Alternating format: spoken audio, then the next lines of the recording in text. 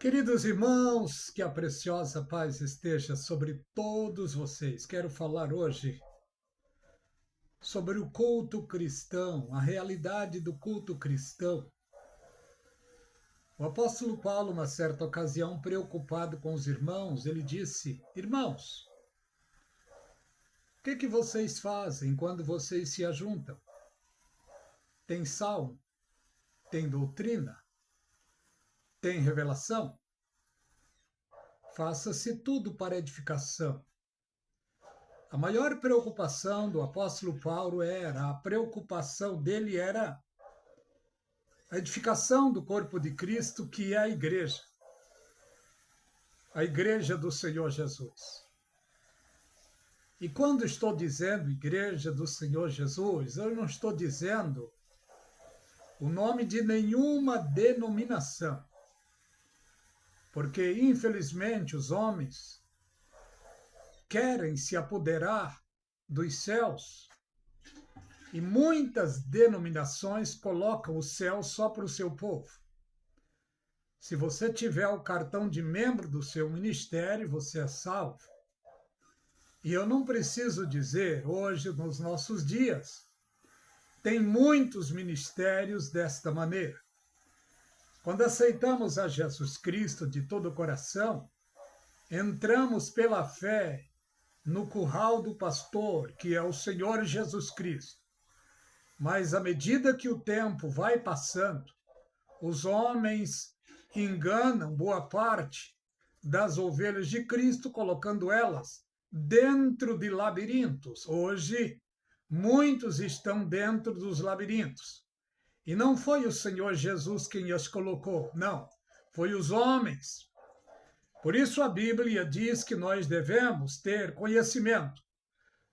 O meu povo perece por falta de conhecimento. Aqueles que têm conhecimento da Escritura Sagrada jamais são enganados. E olha que o poder do engano tem crescido e crescido muito. Foi exatamente por isso que Jesus Cristo advertiu os judeus: acautelai-vos para que ninguém vos engane. Mateus 24:4. Foi exatamente por isso também que Pedro disse lá em 2 de Pedro: irmãos, houve entre vós falsos profetas, como também haverá homens que introduzirão encobertamente heresia. Paulo advertiu, alertou os cristãos para não serem enganados. Não, nós vemos no livro, em especial nos ensinos do apóstolo Paulo, ele advertindo os irmãos para tomar cuidado. Ele disse que no fim dos tempos haveria tempos trabalhosos, homens amantes de si mesmos, presunçosos, arrogantes, avarentos, soberbos, blasfemos, desobedientes a pais e a mães, ingratos e profanos, irreconciliáveis, sem afeto natural. E nós vemos que isso está acontecendo nos nossos dias. O apóstolo Paulo, usado por Deus, ele tinha muito cuidado em passar a palavra, a doutrina, para Tito, Timóteo, Filemão, porque ele sabia que a sua partida estava próxima. Ele chegou a dizer a um dos seus discípulos, se eu não me engano foi a Tito, ele disse: tem seguido a minha doutrina? Fé, intenção, modo de viver, longanimidade, bondade. Tem visto as perseguições que têm me acontecido em Antioquia? De todas elas o Senhor me livrou. O cuidado máximo do apóstolo Paulo era passar a palavra, o ensino bíblico para os seus obreiros, para a igreja do seu tempo e dos tempos vindouros.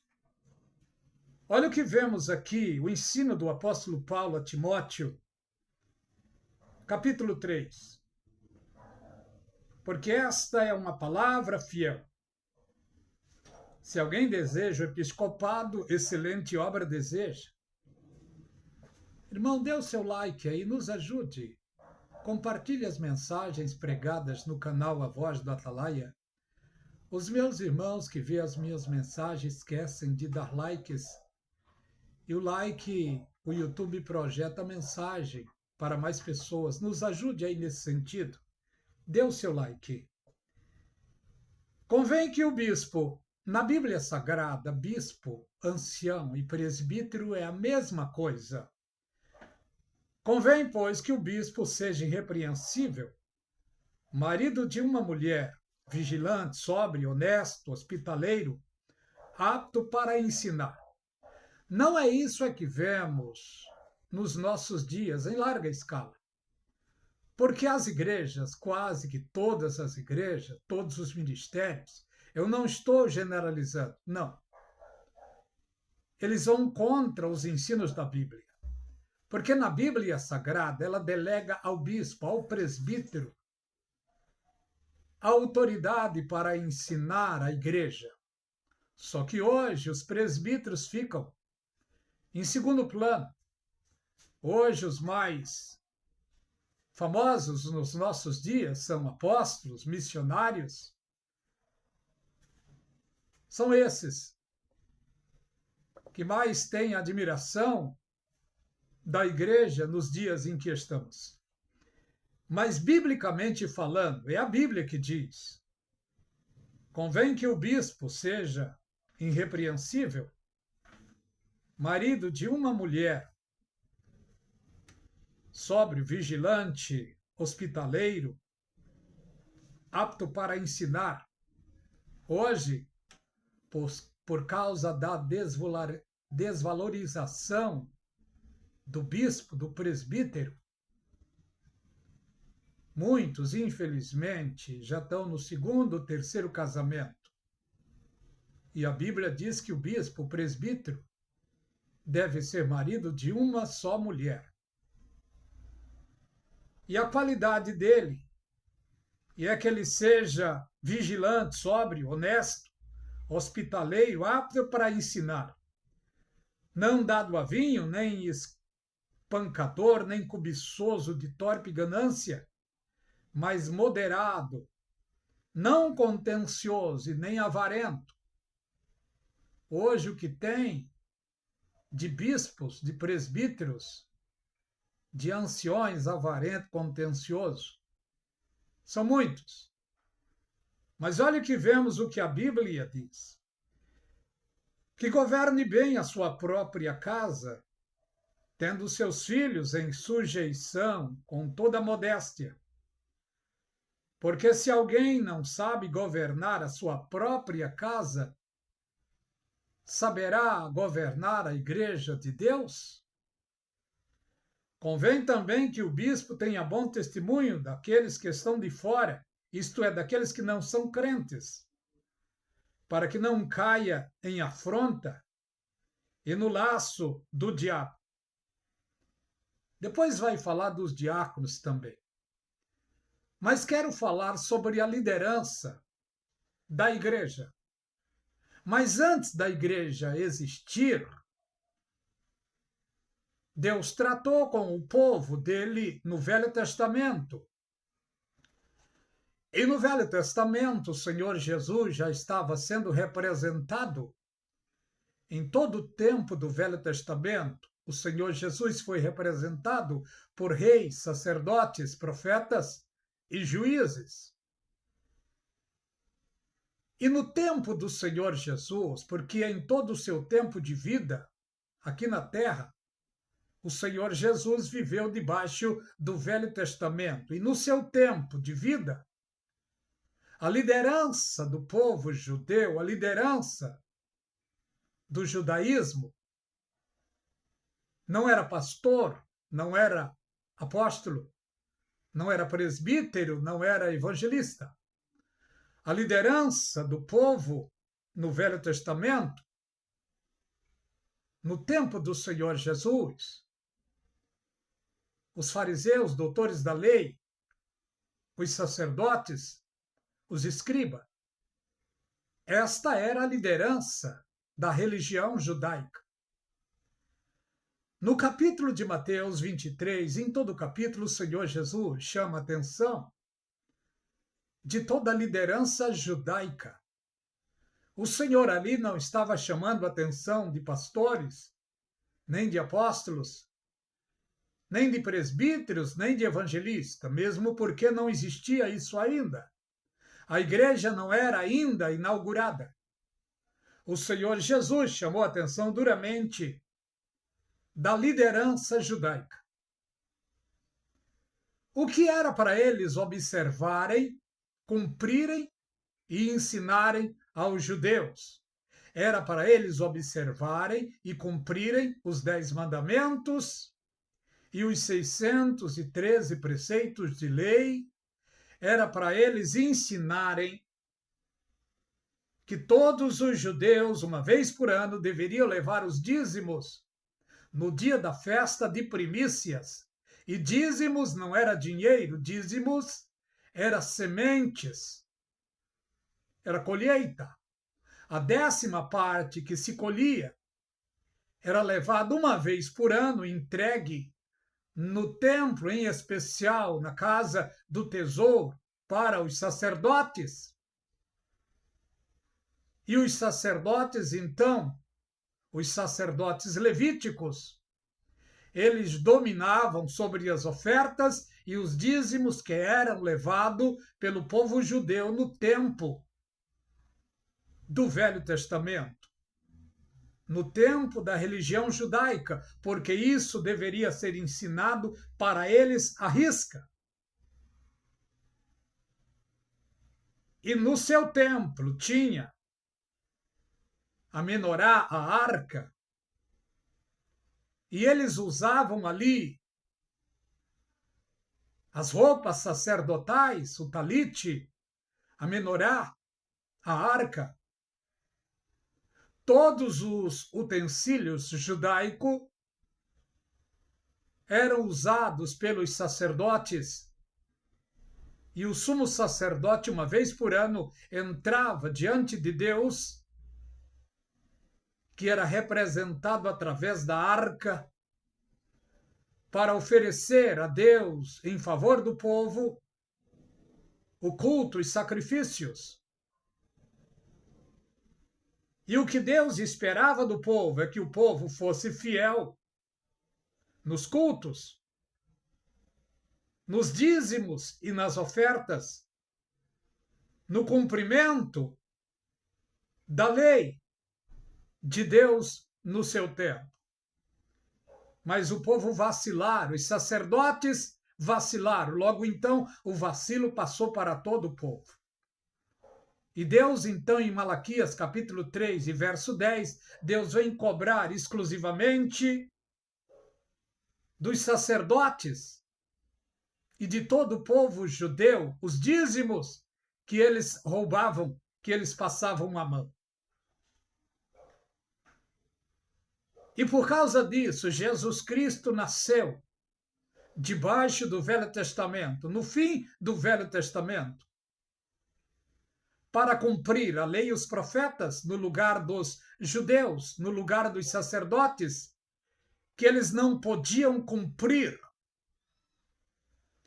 Jesus Cristo cumpriu a lei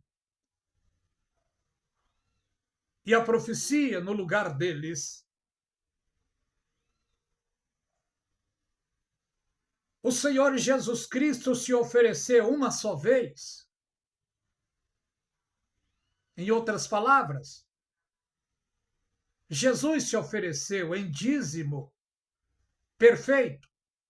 No dia da festa de primícias, Jesus Cristo ressuscitou e, segundo o que a Bíblia nos afirma, outros santos também ressuscitaram, a primícia dos que dormem. Em outras palavras, o dízimo espiritual. Jesus Cristo, então, morre. No terceiro dia, ele ressuscitou. No momento da sua ressurreição, era a porta da graça se abrindo. Do dia da sua ressurreição, passados 50 dias, o Espírito Santo desceu por promessa dele. Jesus Cristo disse no seu Evangelho, em João capítulo 14 em diante, quando Jesus Cristo disse: não se turbe o vosso coração, credes em Deus, credes também em mim, porque na casa do meu Pai há muitas moradas. Se não fosse assim, eu vos teria dito: vou preparar-vos lugar.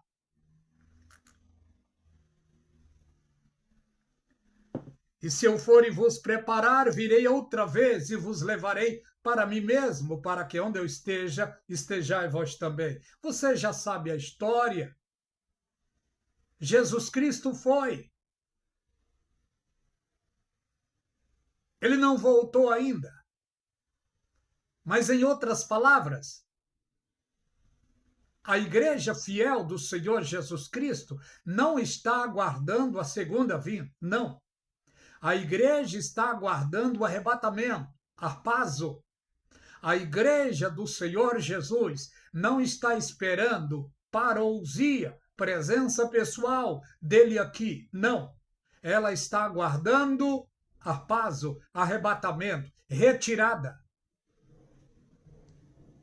No Velho Testamento, era para eles observar a lei, os preceitos de lei, o dízimo, as oferendas.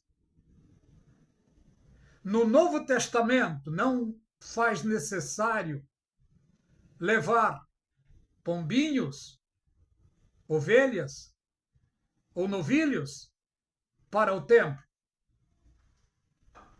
No tempo do Novo Testamento, o que os cristãos devem levar é o espírito, alma e corpo íntegro e irrepreensível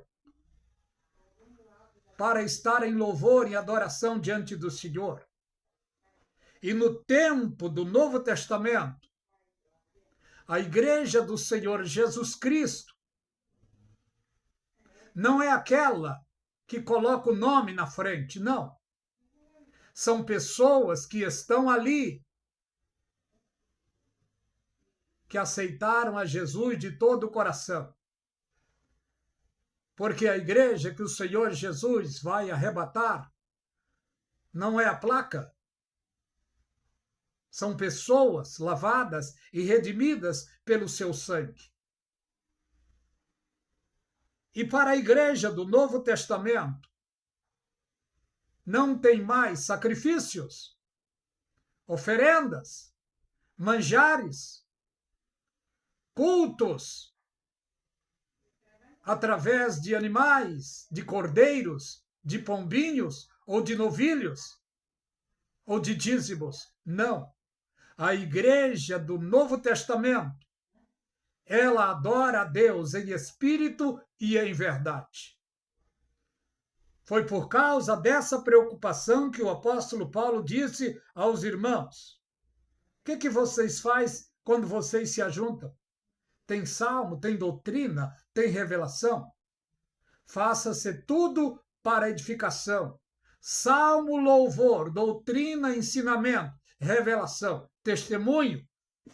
Tudo isso deve ser para a glória e louvor do nome do Senhor Jesus Cristo. E o culto, ele é oferecido voluntariamente. O culto é oferecido no espírito voluntário. Sobre ofertas, o apóstolo Paulo disse: cada um contribua segundo o que propôs no coração. Não tem nenhum lugar na Bíblia, no Novo Testamento, o apóstolo Paulo dando ordem para trazer os dízimos para a congregação. Não tem.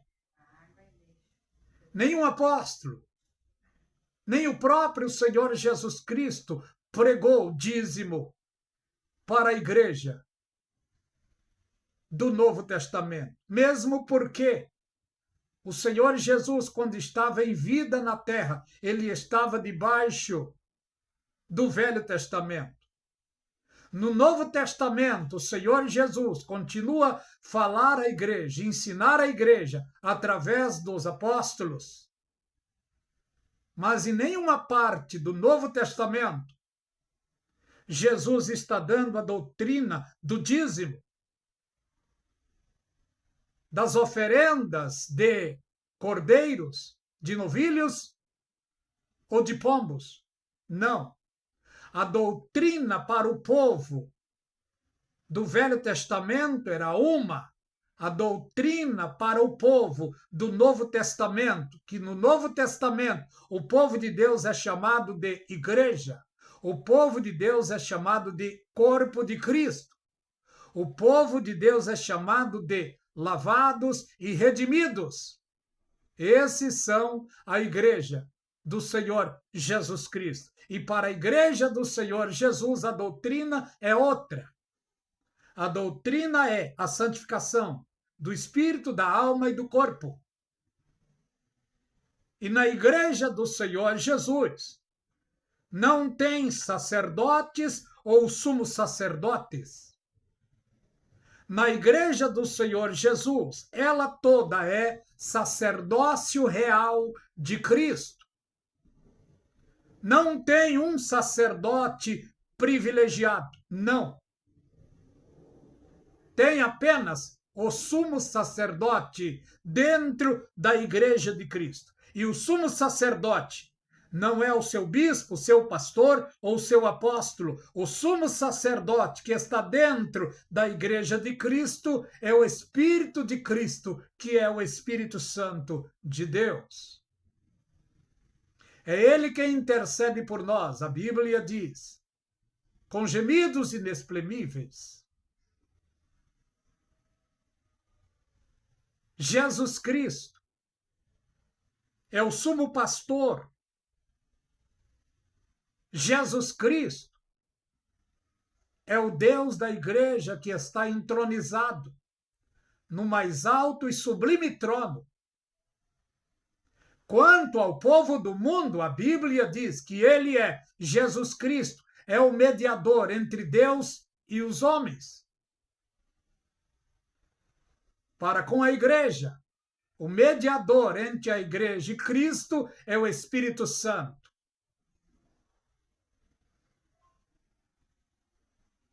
No Velho Testamento, o culto era diferente. No Novo Testamento, mudou tudo. No Velho Testamento, era olho por olho e dente por dente. No Novo Testamento, não é assim. No Velho Testamento foi pregado o evangelho do reino, reino milenial, reino terráqueo. No Novo Testamento é pregado o reino dos céus. Olha a diferença dos santos do Velho Testamento e a diferença dos santos do Novo Testamento. Os santos do Velho Testamento irão ressuscitar no toque da última trombeta do Apocalipse. Eles irão ressuscitar para entrar para o milênio. Os santos do Novo Testamento, que é a igreja, ela irá ressuscitar ante a última trombeta. Não tem nada a ver com a trombeta de Apocalipse. A última trombeta do capítulo 11. Não tem nada a ver. Para a igreja é pregado o reino dos céus. Para os judeus, no Velho Testamento, é pregado o reino milenial, o reino messiânico na terra. Agora vejamos as confusões que se fazem sobre o mundo espiritual. Vou dizer coisas que não é bíblico, mas tem hoje dentro da igreja. Vou começar da liderança do Velho Testamento, que já passou. A liderança, reis, juízes, profetas e sacerdotes, fariseus, saduceus, doutores da lei, escribas e fariseus. Esses eram os do tempo do Senhor Jesus. O Senhor Jesus morre, cumpriu a lei e os profetas e ressuscita. depois da sua ressurreição, 50 dias depois, o seu Espírito desce para inaugurar a sua igreja. E para a sua igreja não foi estipulado reis, sacerdotes, juízes e profetas. Não, tudo isso já passou. A igreja comum em todo, a igreja toda, ela é o sacerdócio real de Cristo.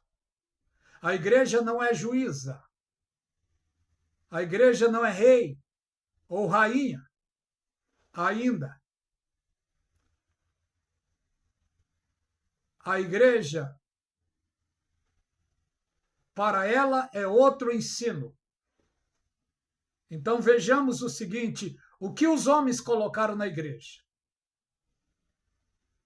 A cúpula da igreja era sacerdotes levíticos, judeu. Os romanos roubaram os sacerdotes. E hoje o sacerdócio, conhecido no mundo inteiro como sendo da Igreja de Cristo, são sacerdócios romanos. Mentira, fake news.